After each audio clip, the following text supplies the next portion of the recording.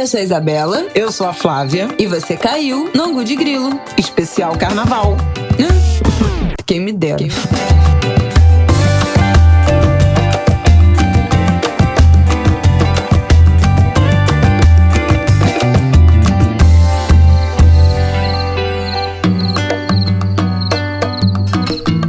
Oi, gente, tudo bem? Boa semana pra vocês. Terça-feira de carnaval. Está sendo esse podcast. Será que você vai ouvir até o final, em plena terça-feira? Você está pulando carnaval? Está tendo carnaval? Daí de onde você está nos ouvindo? Conte mais. Oi, gente, angulhos do meu coração. Boa terça-feira, finalzinho de carnaval pra quem teve carnaval, de feriadão pra quem teve feriadão, ou de dia de trabalho em tempos de feriado, como é o meu caso. A gente vai fazer um angu curtinho, não é isso, Isabela? Isso, né, gente? Terça-feira de carnaval, a gente resolveu falar sobre esse carnaval que tá rolando, né? O que tá ou não está tendo. A gente não tem como não expressar aqui a nossa indignação sobre essa ausência, né, do desfile das escolas de samba, desse adiamento. Então a gente vai ter que tocar nesse assunto e a gente também vai falar sobre a guerra na Ucrânia e na Rússia. Mas, como vocês sabem, o cenário lá tá mudando muito, né, de um dia pro outro. A gente tá gravando isso aqui domingo à noite e a gente vai fazer comentários breves, porque, né, a situação já pode estar completamente diferente na terça-feira quando vocês ouvirem isso. Então a gente vai tentar não se estender muito, porque também é um momento de muita incerteza, né, do que significa tudo isso que tá acontecendo. Então vamos lá começar nosso papo, que hoje vai ser rapidinho, mas semana que vem a gente tá de volta na nossa duração normal. Vamos lá. Bom, vamos lá. Vamos começar falando Ucrânia e Rússia? Bom, nesse momento que a gente tá gravando, domingo à noite, vocês devem, né, já ter acompanhado tudo que aconteceu desde aquele Angu de Grilo da semana retrasada, que a gente trouxe Marcelo Lins pra explicar pra gente o que era essa tensão. E o Marcelo até falou, né, à época, gente, a possibilidade de guerra é muito pouco provável, não tem isso de guerra iminente. E aí, 10 dias depois, né, uma semana depois, os bombardeios começaram. Vocês devem ter acompanhado as imagens, né? A tentativa de fuga dos brasileiros, dos jogadores de futebol brasileiros também. Essa imagem viralizou muito nos últimos dias, tentando fugir de qualquer jeito da Ucrânia, as fronteiras já fechando, né? Com dificuldade de conseguir atravessar para países vizinhos, principalmente para a Polônia. A notícia de domingo é que o Putin botou em alerta o escalão, né, do governo responsável pelas armas nucleares. Então essa foi uma informação que não vou dizer que ninguém esperava, porque, gente, do Putin eu acho que a gente pode esperar qualquer coisa, né? Principalmente depois dos últimos dias. Mas foi algo que acendeu um alerta enorme. O que a gente tem de dados até agora do Sérgio Uch, que é jornalista, está lá em Kiev, fazendo um trabalho incrível, reportando no Twitter, e ele é correspondente na Europa do SBT. O Twitter dele é Uch, que é o sobrenome dele. UTSCH, @UTSCH. Vai estar aqui na sinopse do nosso episódio. Ele soltou agora no início da noite de domingo que o número de refugiados ucranianos já chega a 422 mil pessoas que fugiram da Ucrânia pedindo refúgio. 213 mil estão na Polônia, 77 mil na Hungria, na Moldávia 41 mil, Romênia e Eslováquia 25 mil cada, e outros 37 mil distribuídos em países pela Europa. A gente também já começou a receber, nesse fim de semana, imagens e casos de racismo na fronteira da Polônia. Pessoas negras estão sendo colocadas, na maioria, né, imigrantes africanos que moravam na Ucrânia, estão sendo colocados no final da fila, falando, não, primeiro os brancos e os ucranianos. Então estão passando, tem um grupo, uma estudante de medicina nigeriana que falou que estava 7 horas na fila tentando atravessar e não deixavam. Então, os casos de racismo na fronteira, não só contra negros, mas pessoas de outras etnias, né, não brancos, tá gritante. Isso são relatos, vídeos que já começaram a chegar nesse final de semana, né, no desespero, todo mundo tentando cruzar a fronteira e pessoas não brancas ficando para trás, sendo colocadas no final da fila, sendo impedidas de entrar. E aí a gente vai falar um pouquinho, queremos ouvir de Flávia On, o que a gente pode, nesse momento é difícil a gente falar exatamente dos bombardeios ou do número de mortos, porque, né, até terça-feira isso vai mudar muito, tudo pode acontecer. A situação tá gravando muito e e é tudo muito tenso e as decisões estão sendo tomadas de forma muito rápida. Então é muito difícil de domingo traçar um cenário do que será na terça-feira. De todo modo, me parece que o que já é possível dizer até aqui é que essa invasão e essa tensão, ela já está demorando tempo demais. Sim. Primeiro, ela era imprevista, na intensidade, sobretudo. Como a Isabela falou, a gente fez aquela análise do Angu de 2 semanas atrás, falando dessa possibilidade, os Estados Unidos alertando sempre, né, persistentemente, de que a invasão era iminente. A gente até brincou com isso, porque ela não vinha acontecendo. Havia uma expectativa de que pudesse ter algum tipo de costura, que a diplomacia funcionasse para evitar a guerra, mas tudo se encaminhava para até algum tipo de negociação. É só para eu dar uma atenuada em relação a ia ter guerra e todo mundo errou. Na véspera, né, no domingo que antecedeu, domingo 22 para 23 de fevereiro, que antecedeu o ataque, a ordem de ataque do Putin, o Macron tinha ligado para o Putin e para o Biden e eles tinham, em tese, concordado em fazer uma reunião de alto nível. Então, assim, parecia que as coisas iam se encaminhar para um acordo. Então, 1 ou 2 dias depois dessa tentativa, né, de aproximação, de negociação pelo Macron, o Putin iniciou o ataque à Ucrânia. Mas iniciou o ataque, e veja, também de uma forma inesperada. Porque lembrem-se que, em princípio, o que estava sendo reivindicado, né, questionado, era, a entrada da Ucrânia na OTAN, a possível entrada da Ucrânia na OTAN, e isso Marcelo explicou muito bem, quem quiser volte lá, por conta daquela muralha ali, de uma espécie de um cinturão de neutralidade entre a Europa Ocidental e a Europa do Leste. Muitos desses países que antes compunham a União Soviética aderiram, né, se tornaram integrantes da OTAN. Polônia, Estônia, Letônia e Lituânia aderiram à OTAN. E aí, o Putin tem se incomodado com isso, não é de hoje. Esse é um ponto, eu acho que o Marcelo fala disso, né? Mas que pra ele, Letônia, Lituânia, não importa. A grande questão dele era com a Ucrânia também por essa sensação, né? Essa relação ancestral entre população que hoje é ucraniana, mas, né, em sua origem eram os primeiros do território russo, lá no século 9, 10, quando não era nem a União Soviética que quis gerar a Rússia, mas uma população tradicional russa, ancestral russa, e ele identifica que a Ucrânia não é a Ucrânia, que tem parte da população russa e são ligados ancestralmente, culturalmente. Isso o Marcelo falou no último episódio, eu acho que a gente não precisa repetir, mas não aceitaria a Ucrânia entrar na OTAN. E eu acho que isso, né, na semana passada, eu acho que realmente pegou todo mundo de surpresa, foi porque depois que ele mandou as tropas para as fronteiras e tal... Deixa eu só voltar um pouquinho, porque a questão era a OTAN e essa reivindicação dos territórios, né, separatistas, né, Donetsk e Lugansk. E aí, ele, para invadir, anunciou que reconhecia a independência, a legitimidade e a independência dessas repúblicas, que são pedaços da Ucrânia. Ali começou a escalar. Peraí, ele encontrou um outro caminho. Mas, além disso, ele começou a invasão a partir, em tese, né, de solicitação desses 2 territórios, que ele, mas o mundo não reconhece, mas que ele passou a reconhecer como sendo repúblicas independentes. Mas, não contente com isso, invadiu a Ucrânia por Belarus na direção de Kiev, que é a capital. Nesse momento, a gente está falando aqui domingo de noite, madrugada de segunda, lá na Ucrânia, Kiev está cercada pelos russos. Kiev está cercada pelos russos. Nesse domingo eu falei, madrugada de segunda. Mas desde a madrugada de sexta para sábado, que a expectativa era de que Kiev caísse. E há uma surpresa muito grande, os analistas internacionais têm comentado isso no fim de semana, do tamanho da resistência dos ucranianos. A própria liderança do presidente, ela aflorou, né?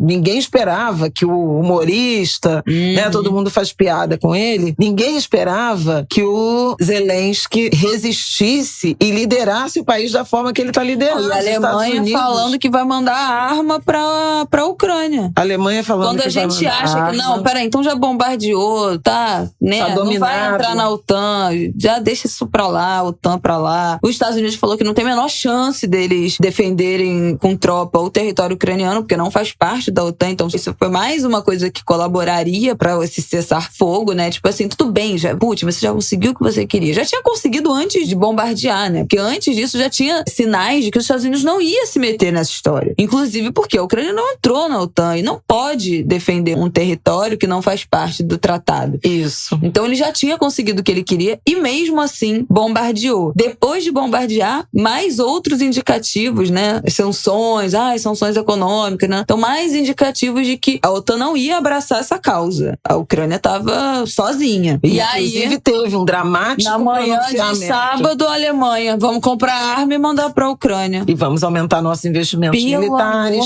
Ainda assim, no final de semana, sexta-feira, o Putin ameaçou Finlândia e Suécia. Suécia, pois é. Se entrarem na OTAN de uso de força, a Finlândia tem uma fronteira de mais de 1.000 quilômetros com a Rússia. E é a mesma lógica de entrar na OTAN e ficar muito perto da defesa do território. Então, assim, foi escalando de um jeito e, ao mesmo tempo, Zelensky ganhando essa legitimidade. Se os Estados Unidos ofereceram ajuda, né, para retirá-lo do país e ele não aceitou, ele disse que ele queria arma, ajuda militar e não carona. Ele tá no país, abrigado, mas continua liderando o país. O governo distribuiu armas para a população, convocou todos os homens de 18 a 60 anos, estão proibidos de sair do país, estão sendo recrutados. Em Kiev, na região, foram 25 mil armas, não foi? Não, 18 mil armas no dia 25 de fevereiro. Isso, foi 18 mil armas. E na televisão eles estavam ensinando a fazer coquetel Molotov.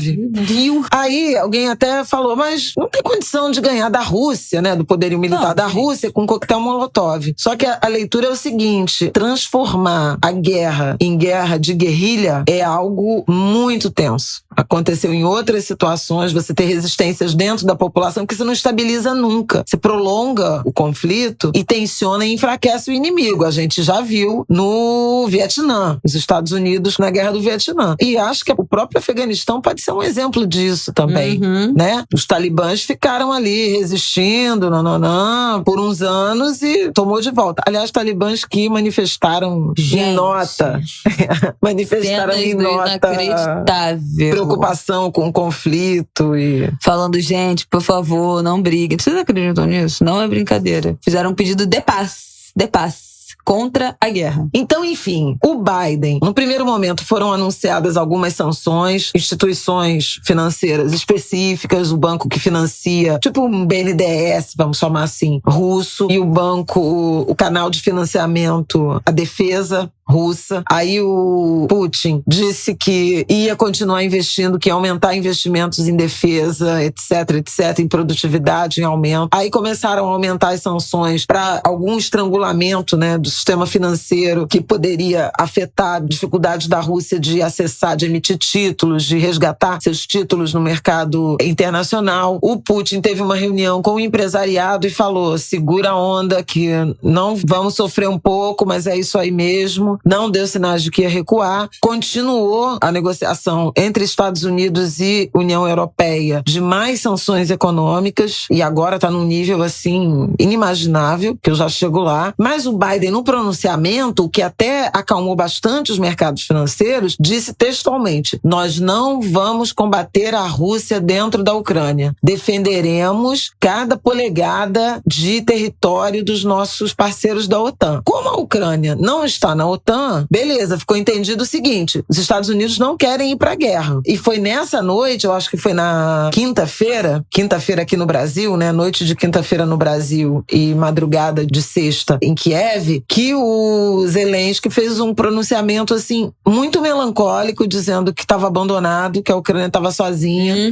E a partir daquele momento, se achou assim, questão de horas para Kiev cair. E aí a dúvida era, a Rússia vai indicar um presidente, né, biônico, um líder biônico e quase anexar a Ucrânia? O Putin exortou os militares a darem um golpe, que as forças militares da Ucrânia tomassem o poder, tomassem derrubassem o governo. Só que assim, esses dias se passaram, há uma resistência civil heróica, né? Meio Branca Leone, mas heróica, porque objetivamente o Putin não conseguiu derrubar o Zelensky do poder, e as consequências do ponto de vista da insegurança na geopolítica, na economia e em crise humanitária só estão se agravando. Aí culmina com nesse domingo, em razão dessa mobilização do Ocidente, de novo com aspas, para armar a Ucrânia, a ameaça do Putin de recorrer ao arsenal nuclear, o que escala demais a tensão. Por outro lado, do lado das sanções, né, da tentativa de asfixia financeira, há uma ameaça de banir a Rússia de um sistema, chama SWIFT, que é um sistema de mensagem. É como se fosse muito grosseiramente, um Pix. Como se fosse um Pix. É um sistema de mensagens que liga milhares de instituições financeiras. Tá. Então, é porque é mensagem que os bancos trocam entre si e facilitam. Quando você vai receber... sim. Quando você vai receber transferência do exterior... gente. Em dólar, sabe, meninas? Você tem que dar tem esse código SWIFT, que é o código do banco, que tem que mandar para outro banco. Porque um banco fala com o outro, e aí você fecha essa operação de uma forma muito mais rápida. E uma instituição confia na outra, entendeu? Que babado. E eles querem banir a Rússia, e a Rússia é o segundo país com maior volume de transações nesse SWIFT. Se tirarem a Rússia, você tem uma pane. É claro que tem no mercado russo, mas tem no mercado internacional como um todo, porque as operações de comércio, de transações financeiras, elas ficam muito prejudicadas. Além disso, a ameaça de... Isso aí, gente, eu tô falando tudo de domingo, né? Terça, quando vocês ouvirem, já pode ter acontecido ou não. Sim, mas vai a explicação do que também são essas coisas. Pois né? Além disso, uma ameaça de congelar todas as operações com as reservas com o Banco Central russo. Então, a Rússia deixaria de ter acesso às reservas internacionais, que são compostas, em parte, por ouro, mas em grande parte por títulos públicos de países sólidos. Por exemplo, títulos americanos, títulos japoneses. Então, a Rússia ficaria estrangulada, né? Poderia ter uma mega crise financeira, uma crise bancária ou uma crise inflacionária. São essas as tensões que rondam a economia global, diretamente, né, relacionadas à Rússia, mas indiretamente tem várias outras coisas. O petróleo, a gente já chegou a comentar aqui no Angu, né? A Rússia é um dos grandes produtores... O gás da Europa. É um dos grandes produtores mundiais de petróleo e a grande fornecedora de petróleo, principalmente de gás para a Europa. A gente ainda está no inverno, né? A Alemanha já tinha como retaliação cancelado um licenciamento de operação de um gasoduto que iria da Rússia até a Alemanha. Eles são também, Ucrânia e Rússia, são grandes produtores de trigo. Ucrânia é uma grande produtora de milho. Tem uma grande interrogação terminando o inverno, né? Quando o gelo derreter, o plantio da safra vai ser viável? A atividade agrícola vai ser viável num país bombardeado? A informação é de que Rússia e Ucrânia suprem 1/3 do consumo global de eles trigo. Eles vendem 1/3 do trigo que o mundo come. Eles entregam. 1/3 do que o mundo consome. Você pode imaginar uma quebra ou um boicote a esses países. O que pode acontecer do ponto de vista dos preços do trigo? Pão francês. Aí é isso que a gente fala. O pão francês. O pão francês é R$1 cada pão francês. É isso, gente. São essas coisas que a gente não tem noção. É por que acontece que aumenta o preço das coisas. Isso. Aí você vai falar, mas o Brasil não compra trigo da Rússia e da Ucrânia. O Brasil compra trigo principalmente da Argentina. Verdade, mas não interessa. Num cenário internacional de que o trigo é uma commodity, se ela tá escassa, o preço vai subir. Exatamente, o preço é internacional. Então, pra gente comprar da Argentina, vai comprar mais caro, ou então a Argentina vai vender mais caro para outros países. Quem ouve o Angu de Grilo há muito tempo pode lembrar de 2020, a gente falando sobre isso, do arroz. Quem lembra do arroz em 2020? No primeiro ano de pandemia, que teve uma quebra na China. Exatamente. Teve uma quebra da China, a China foi comprar, o arroz acabou e subiu, praticamente dobrou de preço naquele ano, né, o arroz. Então, é a mesma coisa. No início da pandemia, que aquele saco de 5 quilos de arroz estava R$50. Exatamente. Então, todo mundo lembra. Aí, 2021, como tinha demanda por arroz, o Brasil plantou arroz à beça, aí o arroz caiu. Teve uma safra muito significativa. Então, é a mesma coisa, né? O que pode acontecer com o trigo. E aí, falando somente desses itens que são maciçamente produzidos por Rússia, e no caso do trigo e do milho, Ucrânia. Mas, assim, tensionou toda a cadeia de commodities, né? Minerais, agrícolas. Aí, porque tem uma tensão no mercado financeiro internacional, o ouro subiu, a prata subiu, né? Os metais preciosos, principalmente o ouro, porque as pessoas buscam investimento em ativo real mais seguro. Aí o ouro subiu. Então, aquele teu brinquinho, já viu, né? Já era. Banhado a ouro, não mais. Mas o que importa? Trigo, milho, soja, açúcar, né? As commodities agrícolas que são base da alimentação do planeta inteiro.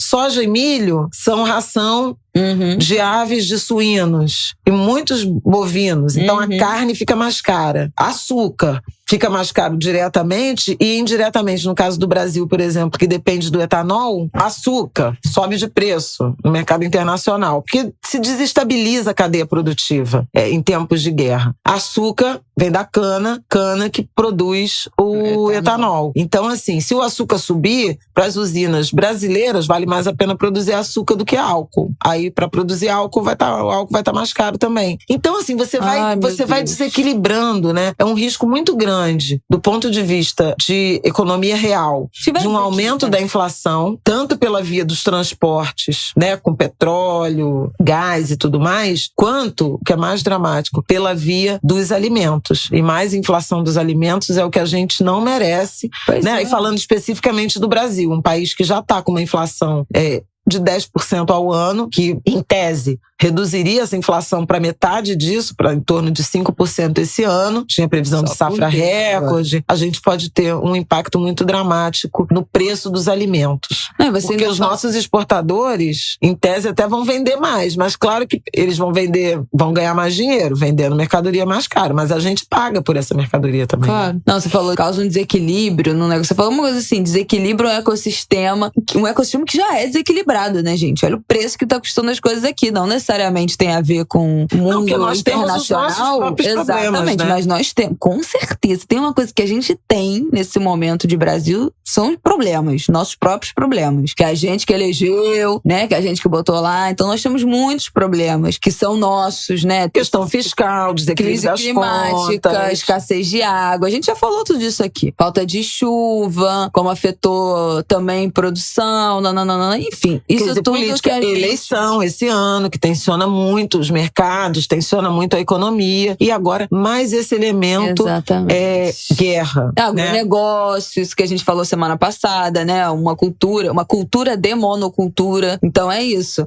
Soja a beça, mas trigo precisa comprar fora para uma coisa que faz parte da alimentação brasileira. Mas é que 100%. O problema do trigo é que tem clima, né? A gente também não tem muitas condições, tem pouca produção no Brasil, porque é uma cultura de clima frio. Deixa eu falar uma outra coisa em relação ao Brasil, que é a história dos fertilizantes. Se a Rússia for estrangulada do ponto de vista das transações de comércio internacional, a gente também tem um problema, porque a gente compra fertilizantes da Rússia. Lembra da viagem do Bolsonaro? E isso pode encarecer ou dificultar o acesso da próprio agronegócio, o latifúndio exportador brasileiro, aos fertilizantes. Então, assim, é um cenário de muita instabilidade, de muita incerteza, em que até alguns grupos, setores econômicos acham que podem se beneficiar, né, com a valorização dessas commodities, dessas mercadorias, mas o cenário para o povo é muito ruim. E para o povo do mundo inteiro. E claro que, em particular, da Ucrânia, da própria Rússia. Inclusive, eu falei do fortalecimento do presidente da Ucrânia, mas a gente vê também uma resistência muito visível, né? Manifestações em Moscou com prisões, o que também surpreende. Quer dizer, não é uma unanimidade na Rússia a legitimidade dessa guerra. Teve manifestações pela Europa inteira. Tem muita gente preocupada com esse clima, né? De, tantos anos depois, décadas depois, né, da Segunda Guerra, esse clima de conflito se realizando, né, e se agravando na Europa. Tô vindo assim do alto para aprofundar, mas a crise humanitária não tem nenhuma consequência boa na guerra, sabe? Essa que é a verdade. A gente teve votação do Conselho de Segurança da ONU, que a Rússia vetou. O Brasil, surpreendentemente até, mas surpreendentemente em relação à postura que o presidente da República tem tomado, né? De não condenar explicitamente a invasão da Rússia, falando dessa neutralidade. Mas o Brasil votou a favor da resolução de repúdio no Conselho de Segurança da ONU, proposta dos Estados Unidos e da Albânia. O secretário de Estado americano, Antony Blinken, ligou para o chanceler brasileiro, para o ministro das Relações Exteriores, fora do previsto, na sexta-feira, e certamente o Brasil sofreu muita pressão para ter votado juntamente com esse grupo. Dos 15 votos, foram 11 a favor, 3 abstenções e 1 voto não. Como lá só funciona por unanimidade, é não, e o voto não foi da Rússia. Mas China, Índia e Emirados Árabes Unidos votaram, se abstiveram da votação, e a China tem dado sinais de uma proximidade, né, com a Rússia. A China não falou, deixa rolar. É muito tenso. Condenou, a China já condenou as sanções, né, dos Estados Unidos. Impostas à Rússia, né? Então, assim, uma situação muito dramática. E o Brasil, que tem esse presidente flertando com Vladimir Putin, e acho que muito por interesse político-eleitoral nesse ano de 2022 aqui, mas tem na China sua maior parceira comercial e nos Estados Unidos seu segundo maior parceiro comercial. Então, assim, o Brasil tem que se equilibrar de forma muito cuidadosa para não se indispor com seus grandes parceiros em nome de uma lealdade política de um presidente a outro presidente. Acho que o Brasil tem uma confusão do que é Estado e do que é indivíduo, né? Do que é líder. E o Bolsonaro está apostando numa relação de admiração e de alinhamento com o Putin, desse arco de extrema-direita, e esquecendo das negociações do Estado brasileiro com outros estados. É a mesma coisa que ele fez com o Trump. Ele era um aliado cego, boa imagem, do Trump. Aí o Trump perdeu a eleição e não tem quase diálogo com os Estados Unidos, né? Surpreendeu os Estados Unidos. Uma fonte minha na diplomacia disse que os Estados Unidos consideraram aquela declaração do Bolsonaro de solidário à Rússia a maior traição cometida pelo Brasil desde a Segunda Guerra. Meu Deus do céu. Nesse nível. Gente, não dá. Regularize o seu título de eleitor, pelo amor de Deus. Eu não aguento mais. Eu não aguento mais. Vamos pro nosso próximo. E aí, peraí. Meu Deus do céu. Não, porque a última coisa. Nessa segunda, começa a conferência, a cúpula da ONU pro meio ambiente e o tema da guerra. Não suspendeu isso não, gente? Não, vai ter, porque é em Nairobi, é no Quênia. Mas os representantes de Ucrânia... Que papinho! Essa hora falar de meio ambiente, com todo respeito ao meio ambiente, mas... Gente, pelo amor de Deus! É uma agenda urgente, Bela. Não, eu concordo plenamente, mas vamos esperar uma semana. Mas a Rússia... Dia pra semana que vem. A Rússia fez uma sugestão sobre a composição do PNUD, uma agência da ONU para o meio ambiente, e a Ucrânia disse, não aceito, porque não aceito votar nada com a Rússia, porque eles invadiram meu país. Tomaram Chernobyl, aí a Rússia falou que a Ucrânia está cometendo genocídio. Isso nas reuniões preparatórias. Não sei o que vai ser da cúpula do meio ambiente. Não, mas eu gosto de dar esse exemplo. Quem mandou? Não, mas isso é marcado com muita antecedência. Eu sei que é marcado com antecedência, mas aí eles não vão resolver bem as situações porque vão ficar de picuinha. Então, exatamente. Mas é isso que eu quero falar. É um problema pro planeta. Veja como a guerra não tem nenhuma boa consequência. Isso já estava marcado. Parou tudo, todo tipo de negociação global, multilateral, por conta desse... maltratado. Por conta desse conflito. Há muitos temores de que a gente esteja assistindo. É, de fato, o marco de uma nova ordem muito ancorada, muito pautada pelas autocracias, em que o multilateralismo está perdendo fôlego. O secretário-geral da ONU, Antônio Guterres, só faz apelo humanitário. Por favor, senhor Putin. Eu não tenho paciência. Assim, não tenho paciência para esse papo. Negócio muito difícil. Tá muito difícil. Agora, eu acho que a gente tem que falar um pouco dessa crise humanitária, né? Eu já falei do número de refugiados. A agência da ONU para refugiados. Polônia. A Agência da ONU para Refugiados estima que até 5 milhões de pessoas podem sair da Ucrânia. Mais uma imensa crise de refugiados vem aí. Porque não é só no coração da Europa. Nesse momento de a gente o bombardeio, as pessoas estão fugindo das bombas, fugindo de morrer e tal. Mas, gente, esse país vai demorar muito tempo para se reconstruir, né? A economia, é isso. Vai dar para fazer safra de plantio? Se é uma das maiores rendas do país? Não vai ter dinheiro, né? Vai passar por uma crise gravíssima. E as pessoas vão começar também a fugir da fome, né? Da pobreza, da miséria. Porque, né? O que a gente conhece, o que a gente já sabe historicamente de quem foge de guerra, né? Não necessariamente a pessoa tá fugindo do bombardeio em si. A pessoa tá fugindo dessas consequências, que são muito econômicas também, né? Não ter mais casa, sua cidade foi devastada, sua família toda perdeu gente da família, então é um lugar que não tem mais perspectiva nenhuma, né? Você tem filho pequeno, filho em idade escolar, não tem mais escola, quais são as perspectivas educacionais, de faculdade, de emprego para os meus filhos, para minha família? Então você foge por muitos motivos. Se acabar amanhã isso, já vai ter motivo suficiente para as pessoas continuarem fugindo. E aí é mais uma, né? Mais uma crise humanitária, mais uma crise de refugiados que a gente já viu nos últimos 10 anos, né? Várias na Europa, principalmente. Países europeus tentando absorver, tentando receber, né? Alguns que são mais abertos aos refugiados. Mas, ainda assim, uma situação muito triste, né? Primeiro pela situação dos refugiados em si. Segundo que por mais aberto, receptivo que sejam os países, as nações, em receber essas pessoas, em dar asilo, elas sofrem, né? Muito preconceito, muita xenofobia, muito racismo, né? Ser imigrante não é fácil, ser refugiado pior ainda. E também não encontram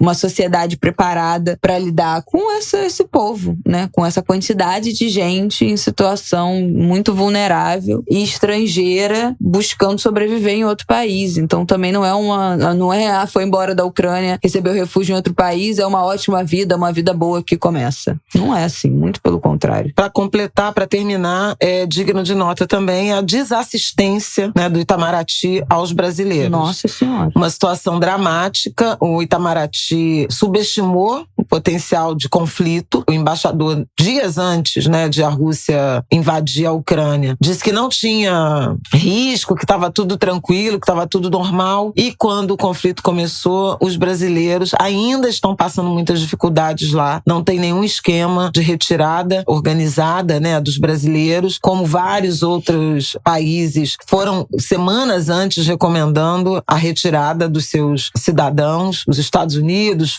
vários países, o Brasil manteve, e a gente tem visto uma saga muito dolorosa, muito sofrida de brasileiros que estão tentando sair e alguns enfrentando dificuldades como essa mencionada para Isabela, de cruzar a fronteira da Polônia. E não me parece equivocado pensar em questões raciais afetando, porque principalmente os jogadores, né, de futebol, que são os que têm aparecido mais, são negros, né? Houve lugares num trem que a embaixada brasileira conseguiu, mas nem todos os brasileiros que estavam na Ucrânia foram avisados. Teve família que foi para a estação e não conseguiu nem entrar no trem, porque uma confusão dos diabos.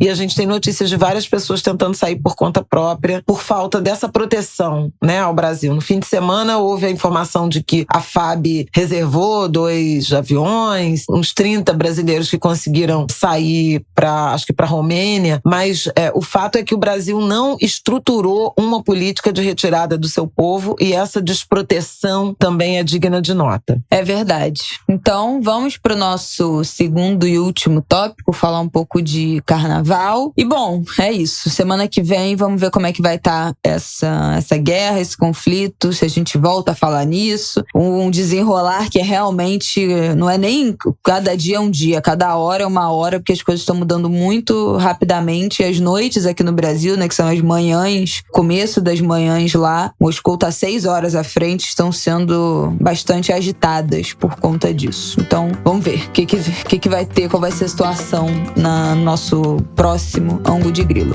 Vamos falar de carnaval, então. Bom, eu acho que assim, o que mais a gente pode falar de carnaval. A gente já falou que teve, dessa só não teve privatização. escola de samba, exatamente. né? É só, na verdade, um bloco para expressar aqui a nossa indignação. Porque a gente já falou sobre a privatização do carnaval, a gente já falou sobre como essa história de adiar, né, a escola de samba e cancelar o carnaval de bloco de rua e manter as festas pagas, os eventos fechados. Era uma escolha pela privatização, era uma escolha elitista, era uma escolha que prejudicava toda uma cadeia de pessoas que sobrevivem, que ganham dinheiro, que ganham sustento nesse momento da festa. A gente falou dos blocos pequenos, que são a maioria na cidade. A gente falou como isso é importante para gerar economia local. O ambulante que vai lá vender, a pessoa que vai tirar uma grana extra vendendo sacolé, a birosca da tia que vende salgado, que vende a água, que cobra R$1 para ir no banheiro durante o bloco. Como todas essas coisas são afetadas por não ter bloco. Quando a gente fala de carnaval de rua, não são só os blocos de 1 milhão de pessoas, né? Não é só o Bola Preta, o bloco da Ludmilla, o bloco da Anitta. A gente está falando também de pessoas que são pobres, que ganham um pouco mais nesse momento por conta dessa renda, desse carnaval que é, sim, descentralizado também. A gente já falou aqui como adiar para abril prejudica as escolas de samba. Enfim, a gente já falou tudo disso, né? Nós somos aqui amantes do carnaval, principalmente do carnaval de escola de samba, então a gente já tá batendo nessa tecla desde a virada do ano, desde o Réveillon, né? Quando a gente falou do Réveillon, a gente já tinha alguns sinais sobre o carnaval, já tinha alguns cancelamentos em vista dos carnavais. Mas o que a gente tá vendo no Rio de Janeiro? Festas pagas. Aquilo, né, gente, que a gente previu, na verdade, que a gente já tinha certeza que ia acontecer. Festas pagas imensas, os blocos do carnaval, que foi cancelado, né, do carnaval de rua, de blocos, foram fazer suas festas privadas, então, tudo lotado, as festas pagas, as festas privadas dos blocos estão todas lotadas, festas de pagode, festas de funk, todas as festas privadas, tudo lotado, ingressos algumas carérrimos, os ingressos. Desfile de escola de samba não vai ter e está, obviamente, acontecendo o carnaval de rua. Os blocos estão saindo clandestinamente, vários, né? As pessoas estão se reunindo com músicos, entre instrumentistas, mesmo sem trio elétrico, e tem blocos saindo. Hoje, o centro do Rio hoje estava lotado. Tem uma imagem, né? Lotado, uma avenida assim, inteira lotada. Santa Teresa, eu acho que foi. Porque os blocos estão saindo. Então, assim, eu fico muito revoltada porque o carnaval de rua tá acontecendo, não com a intensidade, óbvio, que aconteceria, né? Se houvesse liberação. Mas tá acontecendo, e tá acontecendo sem que os ambulantes possam se organizar, né? Pra ir vender água, porque esses blocos secretos que ninguém posta na internet, também porque a prefeitura tá de olho na internet pra ir fiscalizar. E também tá fingindo que não tá vendo, porque um monte de gente na rua, né? Todo mundo sabe quais são os pontos que esses blocos acontecem, todo ano, nos mesmos lugares. Sem os ambulantes licenciados também, né? Pela patrocinadora de cerveja, né? Que recebem um abadá, que podem estar lá no bloco, uniformizados no meio do bloco, nananã. Então, menos também uma distribuição de renda, de emprego nesse momento, né? As festas fechadas estão bombando, com os artistas podendo trabalhar. Isso aí, a gente já falou muito aqui sobre como a pandemia impactou a área da cultura, os músicos, as pessoas de produção de evento. Então, é óbvio que a gente sabe que as pessoas precisam trabalhar, né? Depois de muito tempo parados,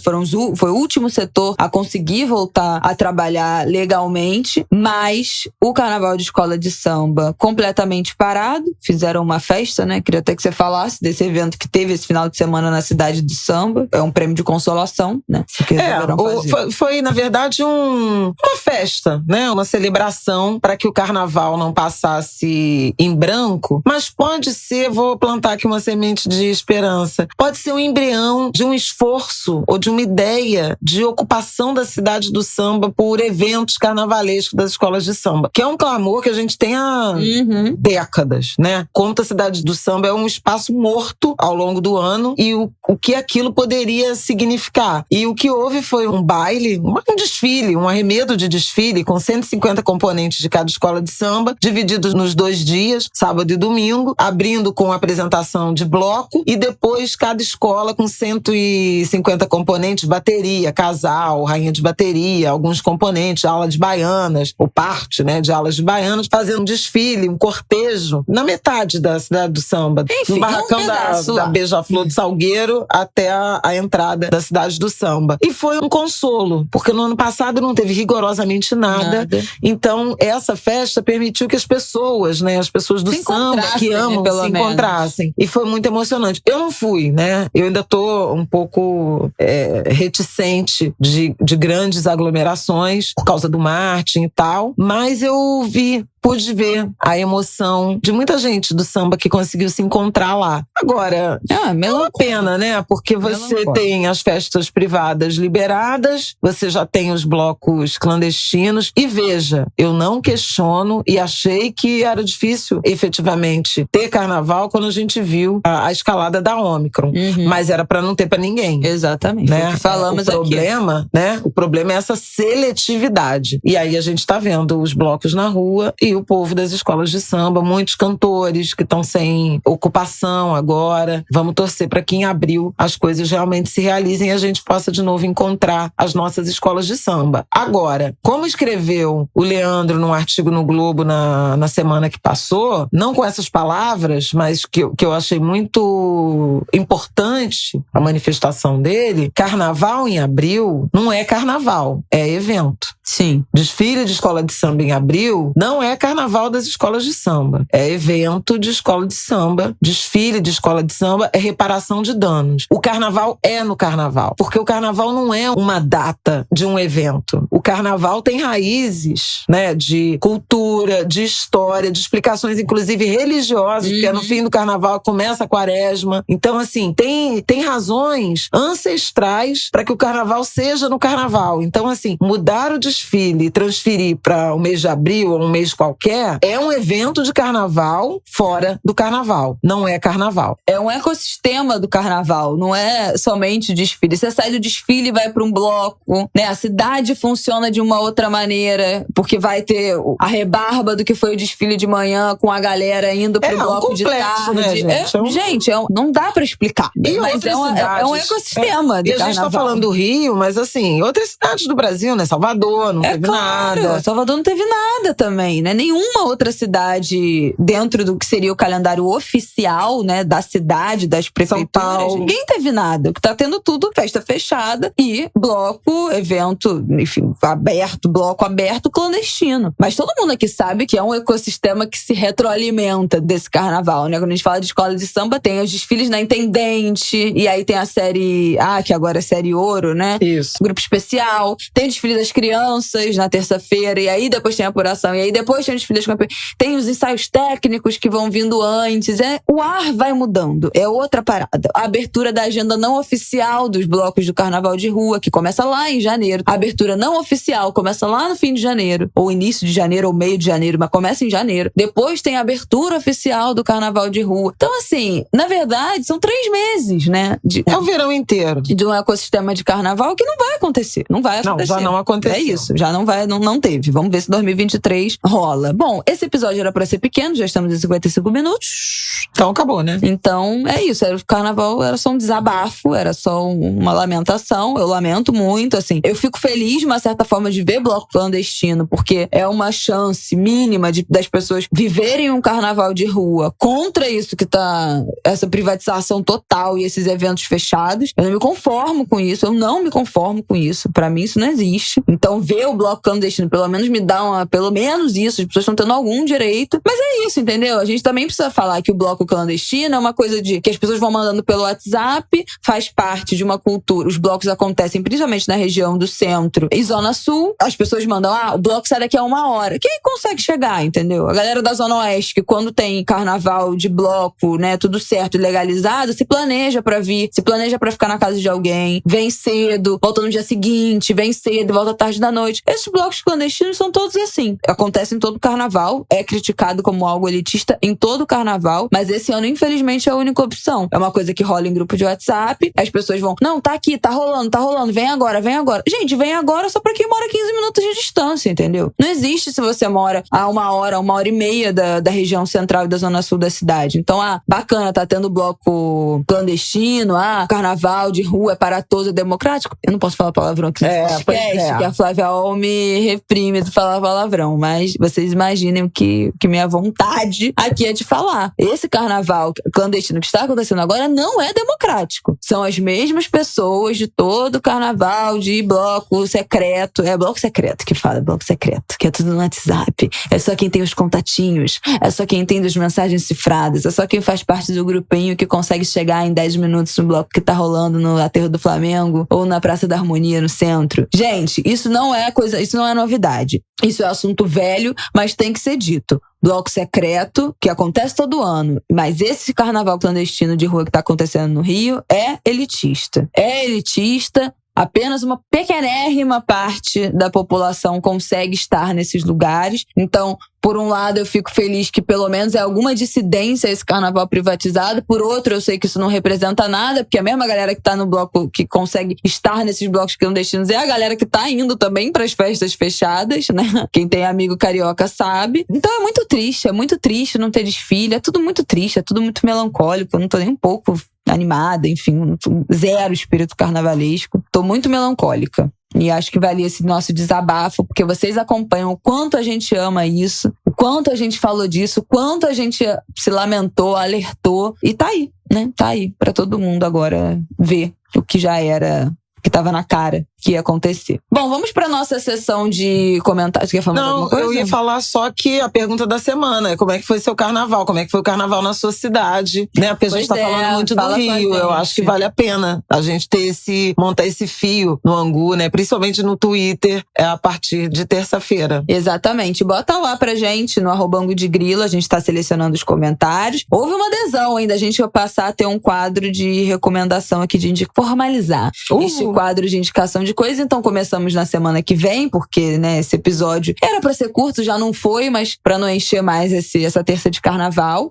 Separei 2 ou 3, meu Deus, 2 comentários aqui do Angu de semana passada. Eu vou ler aqui na nossa sessão de comentários. Clarice Nobre tuitou: sinto que fico um pouco mais inteligente a cada episódio do Angu de Grilo com Flávia Ol e Bela Reis. Diversificar o debate, sair um pouco do fascismo, pandemia, STF, trazer reflexões e embasamento para outros assuntos igualmente relevantes e ricos. Ai, obrigada, Clarice. Feliz também. Clarice, que o nome dela no Twitter é Pepe Cansada. Clarice, você também é ouvinte do Pepe Cansada. Gente, pra quem não sabe, Pepe Cansada é outro podcast que eu apresento. Eu sou multipodcasts. Vai lá, procura aí. Tem aí no seu agregador de podcast. Tá disponível em todos os lugares. E outro comentário que temos aqui é da Heloísa Cisla. Angu de Grilo. Minha sobrinha Carolina me apresentou o Angu no começo da pandemia e desde então não perco um episódio. Sendo já da velha geração, sou por deixar falar a mãe. A Bela logo também estará nessa banda. É lindo ouvir esta dupla nos informando e formando. Gente, muito obrigada. Linda. Olha só, queria dizer que muitos comentários no Twitter falando que foi maravilhoso o episódio passado, porque eu deixei Flávia Ol falar livremente. Ficou um episódio enorme,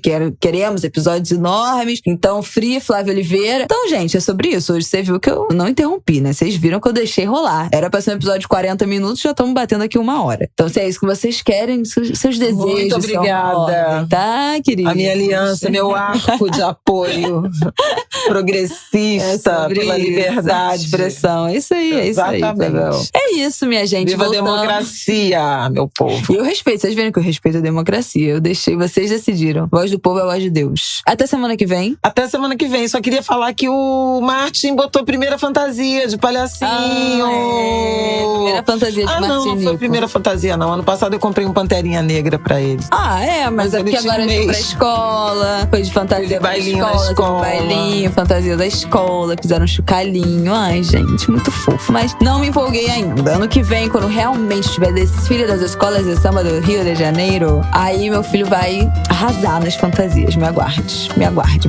Então, até beijo, semana minha que vem, gente. queridos. Um beijo. Bom carnaval. Final de Boa carnaval. semana pra vocês. Bom descanso aí no feriado. Quem estiver tendo feriado. Bom trabalho a quem estiver trabalhando. Semana que vem nós estamos de volta. Beijo, beijo.